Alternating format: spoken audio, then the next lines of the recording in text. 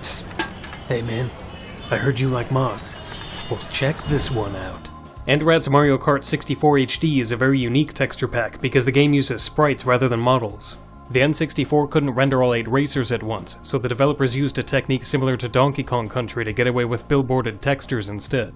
This is a double-edged sword for modders. In a way, it's easier to replace the characters because it can be done through custom textures alone.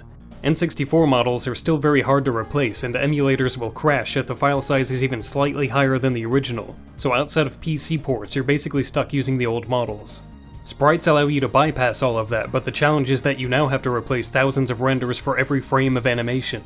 Each individual racer has over 1,000 sprites, many of which are split in half when dumping, resulting in about 1,800 textures that need to be replaced per character to cover every possible angle. It's an insane workload to take on. Andrat and a few friends started by creating character models that would be faithful to their mid-90s looks, very much like the Render 96 project did for Mario 64. Because these are iconic characters with long-established looks, it took numerous drafts to get satisfying models. The animations had to be precisely timed for the frames to match up with the originals, which Andrat accomplished by animating the new models with the old render frames in the background as a guide. A master file was set up with lighting tweaked to resemble the old renders closely, then used to handle the exports for all character models. Because the workload was so massive, a script had to be created by Ghostly Dark to automate the splitting and formatting of the texture files. It's pretty amazing to rotate the camera around and see the seamless results. Your brain may remember the characters always looking like this, but disabling the textures reveals how much worse they were, and not just because of the resolution. I prefer the new models and poses themselves to the old versions. The one exception might be Peach, whose face looks a little weird, but that's just how she looked in promo materials at the time, and Andrat wanted every model to be accurate. Kamek was originally going to be in the game before being replaced by Donkey Kong, and Andrat went through the trouble of restoring him as a character as well. This option hasn't been released yet, but it goes to show how thorough the project was that the beta elements were covered. The environments have also been retextured, but this isn't quite as interesting to me as the render work.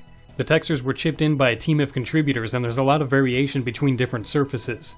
Some objects have the same smooth, plastic-like render quality as the drivers, which looks great, while others are very rough and photo-based, and some objects look like they haven't been updated at all. Some of the photos are restorations of the original stock sources, which is always neat to see, but uncompressed images usually don't fit well with N64 graphics. It looks like some blending layers were applied to mitigate that.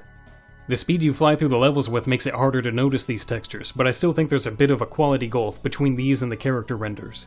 I'm not too inclined to revisit Mario Kart 64 these days, but the pack made it surprisingly fun to dive back into. After getting so used to Mario Kart 8, it's kind of refreshing that you can hold first place without getting pelted by a constant hail of blue shells. It's a quaint, dusty little game, but it holds up, and I still haven't gotten over how eye-poppingly good these new renders look.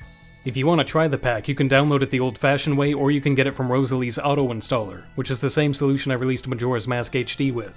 One caveat is that you need to use a Mupen to play Grand Prix mode, since Project 64 crashes by the second or third race. Its frail, 32-bit heart apparently unable to handle the buildup of so many HD sprites, and Mupen isn't in the installer just yet. So for now, I'd recommend manually downloading the pack and Rosalie's Mupen build from the links in the description.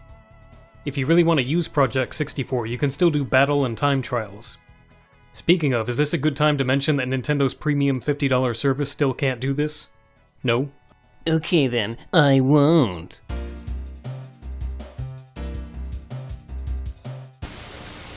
Gavin, you know why I've come.